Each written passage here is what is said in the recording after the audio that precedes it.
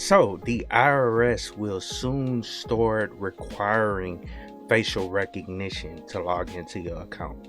Let's talk about it.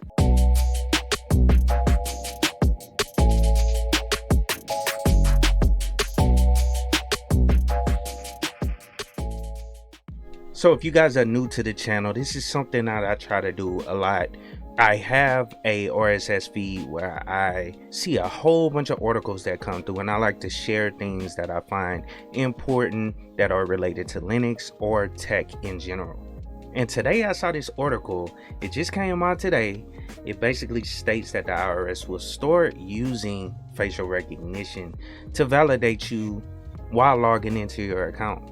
And so I wanted to make you guys aware that this is something that's currently not required to log into your account, but eventually it will turn into a requirement based on the trends of how things work, especially with the government.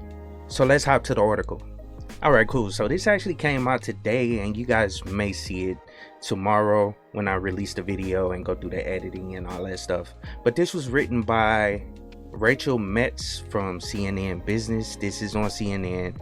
And of course, I will always put the links down in the description of the video, but it basically states the IRS website will soon require facial recognition to log into your account. So let's go through this article. Let's go down, scroll down and see what it says. But it says the next time you try to log into the Internal Revenue Service website, you'll be urged to use facial recognition software to verify you are who you say you are. And it says the verification process includes taking a picture of a photo ID like your driver's license or passport, and then taking a video selfie with a smartphone or a computer so software can compare the two. Now, the first time I seen something like this was when I actually drove for Uber for a little while. I actually drove for Uber just to make a little extra money when I was living in Texas. And I saw this story coming and popping up within the way you validate who's actually driving the car, because there were issues where people would sign up for an account and then allow someone else to drive the Uber for them, which causes issues because at the end of the day, the person that's showing up to pick you up is not the person that's actually in the car driving the Uber. And to me, I wouldn't trust that, if I hopped into an Uber and the person didn't look like the picture on the actual app of the person that's actually picking me up. So in order to mitigate that, they came out with a photo verification. They'll do it like certain times while you're online while driving for Uber. It'll like stop you, whatever you're doing, and verify, have you take a picture or a selfie with your phone to verify that you are who's driving under that account. So this is going to be incorporated into a lot of different areas, as you can see. But in the article, it says it's part of a partnership the IRS has with ID.me, which I've heard of that company. It's an interesting company. But it says a fast growing company that uses facial recognition software as part of its identity verification process. For now, this process is optional if you already have an IRS username and password, but if you don't and you want to use online tools to request an online tax transcript or see information regarding your tax payments or economic impact payments, you'll need to sign up with ID.me. And starting this summer, those old IRS user names and passwords will no longer work. The CNN reported last year ID.me already verifies identity for more than half of all state unemployment agencies, as well as a growing number of US federal agencies, which I definitely don't like, because we're entering into a time where people are losing their privacy, and you have to lose it in order to do normal tasks. And that a lot of these agencies, they share this information. So it's all shared through a lot of different agencies. And yeah, it's convenient and it cuts down on fraud. But at the end of the day, it kind of invades your privacy, and I don't agree with that.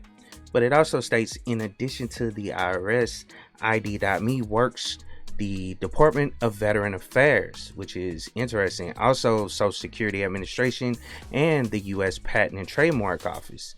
The companies say it has 70 million users and adds 145,000 new users each day.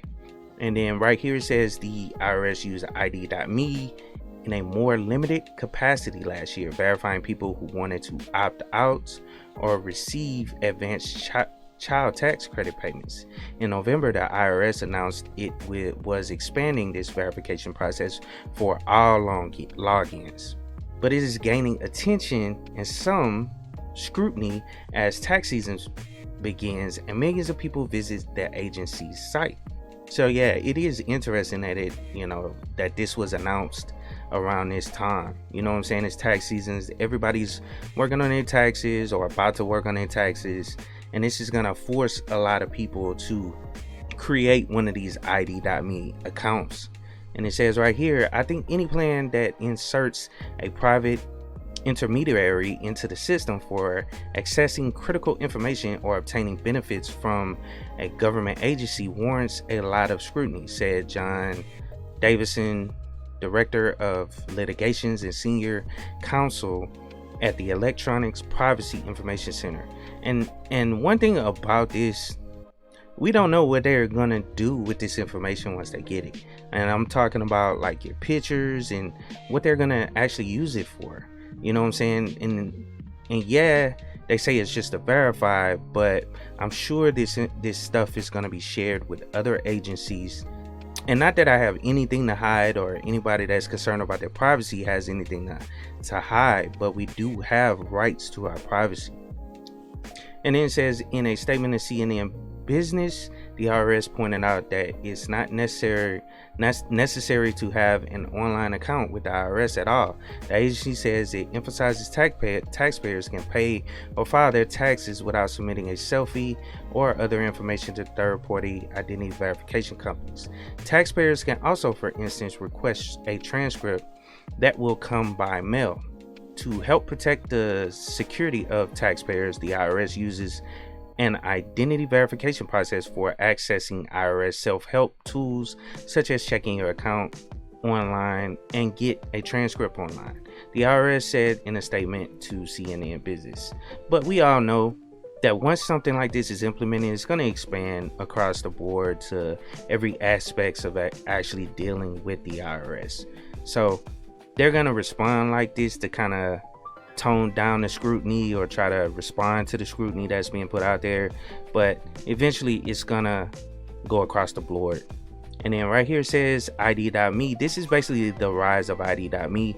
You guys can actually check this out. I won't go through all of this, but ID.me has spread to more government services. It has also raised concerns for privacy advocates about how facial recognition technology is seeping into everyday life. And that's exactly what I was saying earlier. I mean, it's eventually going to take over everything. You're going to have to verify via facial recognition, for just to conduct simple tasks, that day-to-day tasks that you simply do every single day. You're gonna have to verify your face for pretty much anything, man. And it says these concerns were renewed this week amid mixed messaging from the company about how its services work. And this actually reminds me of a study that was done a while back, basically stating that black people, which I fall in that category, I'm black, there is a higher rate of facial recognition not being able to identify black people or people of color. And I can't remember the article. I'll probably link that down in the description as well, but it was a study that it misidentifies the current technology that there is out there at the time of that study. Now, it may have gotten better, but that was one of the concerns with facial recognition, and that's kind of why other companies kind of shelved the idea. They're probably still working on it in the background, but there are issues with the technology. But it also says those concerns were renewed this week amid mixed messaging from companies about how its services work. And so, like I said, I won't read any more. You guys can go through this, but this was an interesting article that I wanted to actually touch on. and just cover a few points of it. But just like that statement said right above, it's basically, seeping into everyday life. It's going to be used across the board to just basically handle anything, dealing with the government as well as private businesses, you know what I'm saying, at a certain point, or private websites. They're going to incorporate this type of stuff. And then also, what I wanted to say about the ID.me company, it was started back in 2012, and I actually looked into the company as far as what data they collect and share with other companies. And based on my research, I remember it was saying they do lease some of the data to third-party companies, and it only shares, some of your data with select partners. And just to throw it out there, this was something that I remember from actually doing research on it. But they, based on what I remember reading, they will comply with requests from law enforcement agencies as well as government entities. So that kind of verifies that this company will be sharing data. And what made me look into the company, I actually was logging into my VA account because I'm a veteran. If you guys know, been around the channel for a while, I'm a veteran.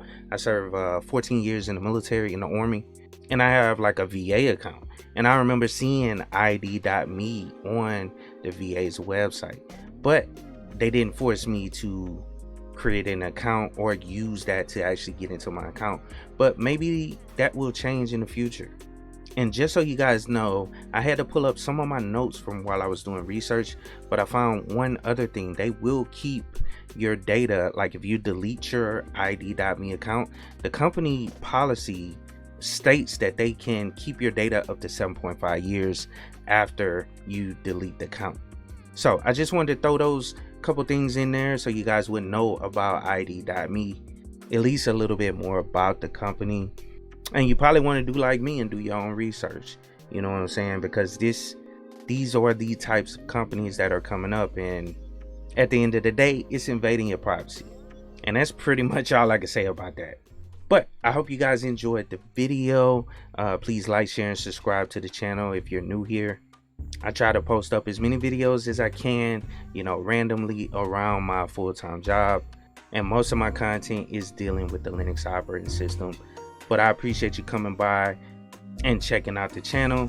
Since this is a privacy topic, I wanted to go down and hear from you guys. So if you can, just go down and leave some comments down in the comments below of your thoughts on the IRS using this type of company to allow people to log into their accounts and get their information that they own.